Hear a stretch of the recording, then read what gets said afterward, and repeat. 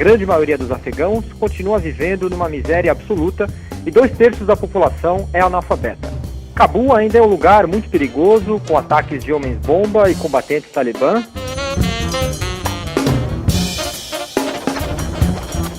Às vezes eu me sinto meio ET, por isso que é interessante a gente se juntar e ver que a gente não é tão diferente assim. A gente sabe que a gente está no ano eleitoral, todo mundo está falando da Zona Leste, todo mundo está falando do crescimento. Então, assim, a evolução chegou, mas através de muita briga.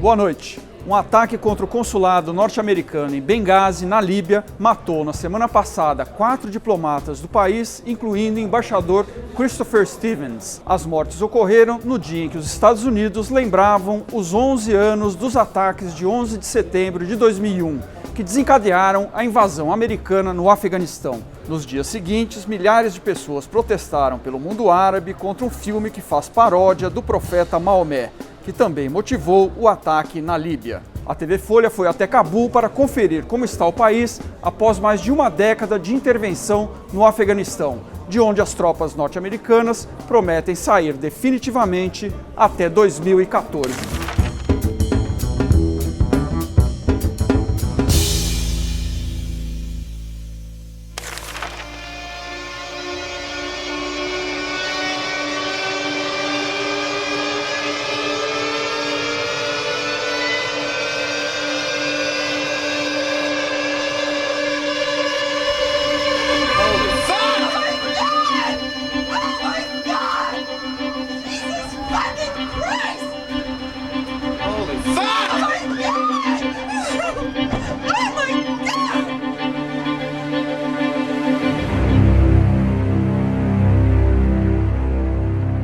A Folha acaba de voltar de uma estadia de 8 dias no Afeganistão. O objetivo da viagem era observar a situação do país, uma década depois que o regime talibã foi derrubado pelos Estados Unidos e aliados.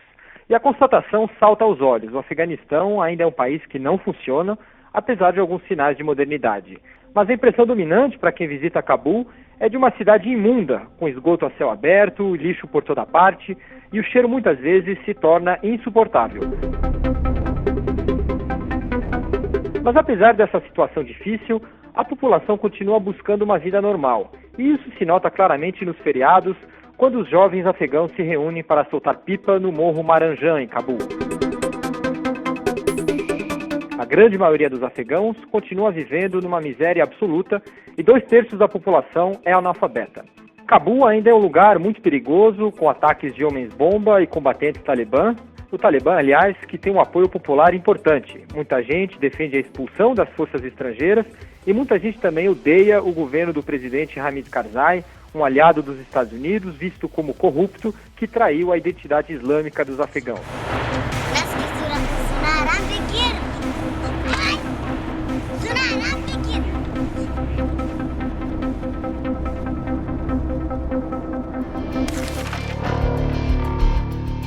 No ano passado, com a morte de Bin Laden, o governo do Obama teve uma desculpa perfeita para fazer a saída em grande estilo, cantando vitória, dizendo que matou, enfim, o terrorista que havia atacado seu país.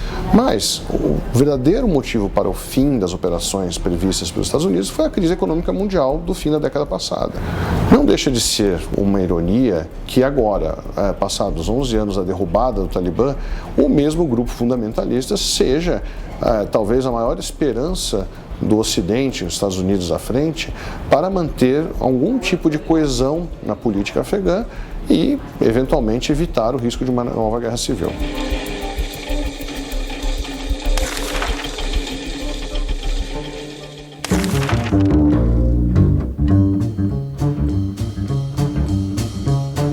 Bom, o julgamento do mensalão entra numa fase decisiva, vai entrar no cerne da questão, se houve ou não uso de dinheiro público para pagamento de políticos para compra de votos no Congresso. Nas últimas semanas, o Supremo já julgou a questão técnica do uso de dinheiro público em empréstimos ilegais e de lavagem de dinheiro e distribuição ilegal de dinheiro para políticos. A gente pode esperar que políticos graúdos do PT, como José Genuíno, José Dirceu, acabem efetivamente na prisão? A questão de ser ou não condenado já está um pouco fora de questão. Eu acho que até os próprios réus sabem ou esperam e tem como principal expectativa a condenação. Ir ou não preso vai depender da pena que será aplicada a eles. Pegando esses dois, que são, na verdade, os principais personagens julgados, José Dirceu e o José Genuíno. Eles são acusados de corrupção ativa. Corrupção ativa é um crime que tem penas de 2 a 12 anos de prisão e também de formação de quadrilha, 1 a 3 anos de prisão. Se a soma das penas der mais de 4 anos, então eles vão ter que cumprir essa pena em prisão. Até 4 anos, essa pena pode ser revertida em restrição de direitos, prestação de serviços à comunidade, etc. Mais de 4 anos, de 4 a 8 anos, essa prisão é efetivada num regime semiaberto, ou seja, a pessoa sai para trabalhar e depois ela dorme na prisão. Mais de 8 anos em regime fechado. Senhor Baltazar, Genuíno e Zé Dirceu são dois personagens emblemáticos do PT e essa condenação pode ocorrer bem na reta final da campanha eleitoral. Até agora, Canzinha, o impacto do julgamento nas eleições foi pequeno. Ele reavivou um pouco na cabeça dos eleitores uma imagem ruim que o partido teve ali no passado, mas ainda não produziu um impacto tão significativo assim. Uma condenação das figuras mais centrais ali do caso pode amplificar isso, complicar a situação, especialmente para o Fernando Haddad, que é o candidato do partido. O próprio Datafolha tem um número que mostra que em São Paulo a preferência pelo PT há alguns meses era de 35% do eleitorado. E ela teve uma queda nesses últimos meses, ela caiu para 26%. É por isso, não é por isso? Não se sabe. A gente teria que aprofundar um pouco essa pesquisa, mas isso existe. Antes do início do julgamento do Mensalão, o Supremo vinha numa fase de bate-boca, contenciosos entre os ministros, etc. E agora está num caso de grande repercussão. O Supremo sai melhor do que entrou nesse julgamento? Olha, eu já ouvi de um ministro do Supremo Tribunal Federal que a gente só vai poder saber se esse julgamento foi um julgamento histórico quando a história passar. O que eu ouvi desse mesmo ministro é que a máquina da justiça ela é muito complexa. Esse é o primeiro julgamento que chegou ao Supremo. Por quê? Segundo esse ministro, antes disso, essa máquina não funcionou. Neste julgamento do Mensalão do PT, o juiz local funcionou, o oficial de justiça, as suas testemunhas, o promotor funcionou, o promotor dos estados funcionou, que tinha que ouvir as testemunhas, a defesa veio e fez a sua defesa. Vários dos ministros, em alguns momentos, fizeram alguns discursos ali sobre a corrupção na política. Isso mostra como eles estão preocupados com o que a opinião pública vai pensar. Nada disso tem a ver com o espírito frio da lei. Esses discursos podem fazer um sentido e podem ajudar as pessoas a entender o papel deles na sociedade e tudo mais.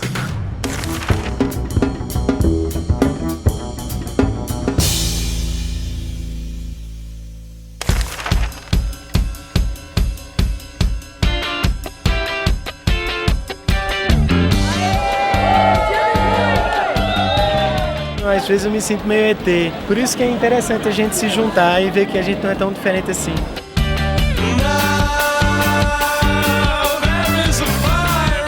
A gente gostaria primeiro de ser classificado pelo IBGE. Eles colocam negros, brancos, pardos, amarelos e índios. A gente não está dentro dessa classificação. Até 1% da população mundial.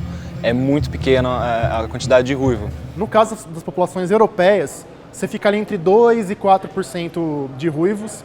Quanto mais pro oeste e pro norte da Europa você vai, esse número tende a aumentar um pouquinho. Na Irlanda e na Escócia, você chega a ter ali 10%, 13% de ruivos no caso da Escócia.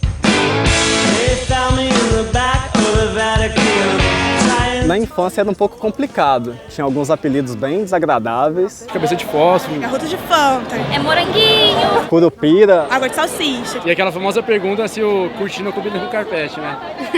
O que é mais visível, obviamente, são as sardas. Bota a cara no sol, já começa a pipocar. Eles são bem mais vulneráveis à luz solar e a queimaduras de sol, como a gente sabe.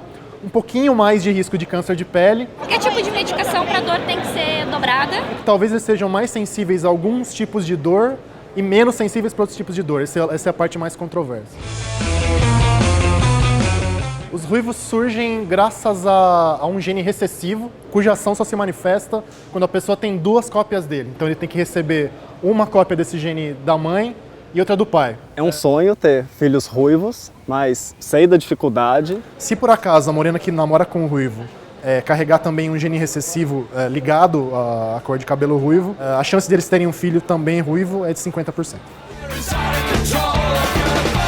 Uma pesquisa recente chegou a falar na extinção dos ruivos, justamente pelo fato dos genes que causam serem recessivos. Nos grupos do Facebook começou a discussão para a gente formar casais de namorados, tudo, para a gente ter filhos ruivos, né? Eu acho improvável que isso resulte numa extinção dos ruivos, porque basta que haja alguns grupinhos ali, por acaso, por sorte mesmo, em que haja mais gente, em média, carregando os genes, mesmo que não seja ruivo, para que volta e meia um casamento ou outro acabe gerando um ruivinho. E nada impede que, mesmo que uma extinção aconteça, que os ruivos evoluam de novo com novas mutações no mesmo gene do DNA.